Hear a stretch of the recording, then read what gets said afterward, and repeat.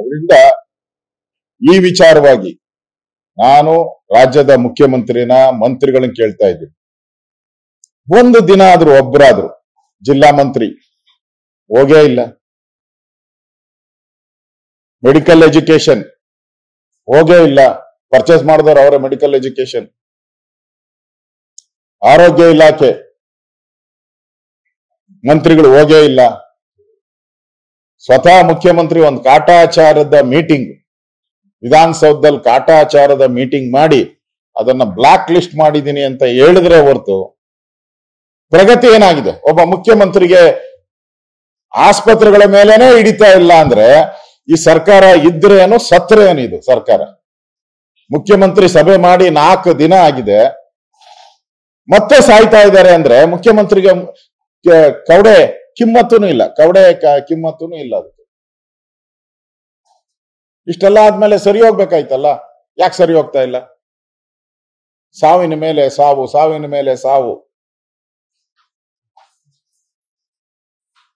ಸಿದ್ದರಾಮಯ್ಯನವ್ರಿಗೆ ನನಗನ್ಸ್ತತೆ ರಾಜ್ಯದ ಜನಗಳ ಹಿತಕ್ಕಿಂತ ಇವರ ಉಳಿವು ಮೂಡಾ ಕೇಸಲ್ಲಿ ಏನ್ ಸಿಕ್ಕಾಕೊಂಡು ಅದರಿಂದ ಹೊರಬರಕ್ಕೆ ಮಿಲಮಿಲ ಅಂತ ಒದ್ದಾಡ್ತಾ ಇದ್ದಾರೋ ಆ ಸಮಾವೇಶಗಳು ಅಷ್ಟೇ ಅವ್ರಿಗೆ ಇಂಪಾರ್ಟೆಂಟ್ ಆಗಿದೆ.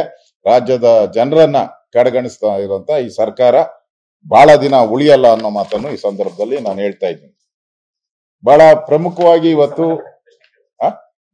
ಕೇಳಿ, ನಾನು ಮುಖ್ಯಮಂತ್ರಿ ರಾಜೀನಾಮೆನೇ ಕೇಳಿದ್ದೀನಿ. ನಾನು ಇನ್ನ ಇವ್ರ ಪುಡಿಗಳೆಲ್ಲ ನಾನು ಯಾಕೆ ಕೇಳಕ್ ಹೋಗ್ಲಿ? ಇವ್ರದ್ದು ಮುಖ್ಯಮಂತ್ರಿ ರಾಜೀನಾಮೆ ಕೇಳಿದ್ದೀನಿ. ಸಭೆ ಮಾಡಿದ್ಮೇಲೆ ಅವ್ರ ಕೈಲಿ ಏನು ಅಲ್ಲಿ ಒಂಚೂರು ಇಂಪ್ಲಿಮೆಂಟ್ ಆಗಿಲ್ಲ, ಮತ್ತೆ ಸತ್ತಿದ್ದಾರೆ ಅಂದ್ರೆ ಮುಖ್ಯಮಂತ್ರಿ ಆ ಸ್ಥಾನದಲ್ಲಿ ಯಾಕಿರ್ಬೇಕು ಅವ್ರು?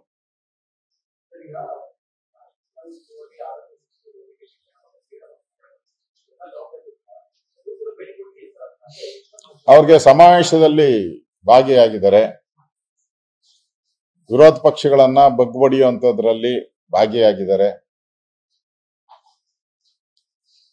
ಜನಗಳ ಹಿತವನ್ನ ಕಡೆಗಣಿಸಿ ಅವರ ಕೇಸ್ಗಳಿದೆಯಲ್ಲ, ನೆನ್ನೆ ಪೂರ್ತಿ ಮಾತಾಡಿರೋದೇನು?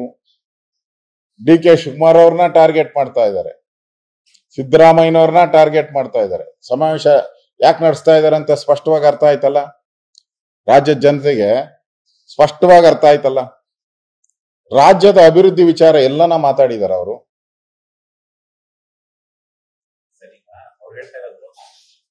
ಬ್ಯಾಚ್ ಇದೆಯಲ್ಲ, ಬ್ಯಾಚ್ ವೈಸ್ ಮಾರ್ಚ್ ನಲ್ಲೇ ಇದು ಇಂಟರ್ನಲ್ ಆಕ್ಟಿವ್ ಕಳಪೆ ಗುಣಮಟ್ಟದಲ್ಲ ಅಂತ ವರದಿ ಬರುತ್ತೆ.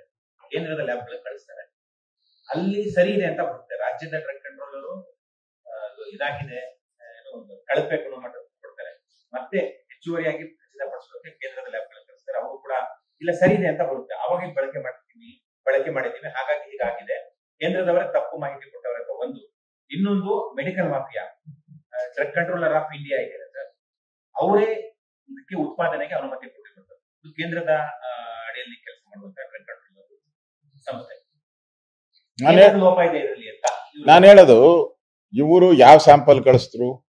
ಆ 72 ಸ್ಯಾಂಪಲ್ ಅಲ್ಲಿ 72 ಒಟ್ಟು ಸ್ಯಾಂಪಲ್, ಅದರಲ್ಲಿ 34 ಏನೋ ಕಳಪೆ ಬಂದಿರುವಂತದ್ದು. ಇವು ಸರಿ ಹಾಕಿರೋ ಸ್ಯಾಂಪಲ್ ಇಲ್ಲಿಂದ ಕಳ್ಸೋದು ಯಾರು ಸ್ಯಾಂಪಲ್? ಕೇಂದ್ರಕ್ಕೆ ಇವರೇ ತಾನೆ.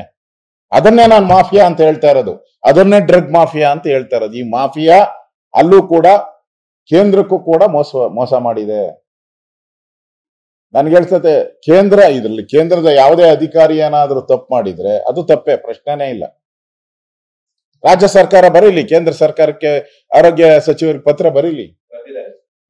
ಇಲ್ಲ ಕ್ರಮ ಆಗ್ಬೇಕಾಗಿರೋದು ಇಲ್ಲಿ ಪ್ರಮುಖವಾಗಿ ನೀವು ಪರ್ಚೇಸ್ ಮಾಡಿರೋದು ನೀವು. ಡ್ರಗ್ ಕಂಟ್ರೋಲರ್ ಹೇಳಿದ್ದಾರೆ 6 ತಿಂಗಳ ಮುಂಚೆನೆ ಇದನ್ನ ತಗೊಂಬಾರ್ದು ಅಂತ, ಅದರ ಮೇಲೆ ಓವರ್ಟೇಕ್ ಮಾಡಿ ತಗೊಂಡಿದ್ದಾಕೆ?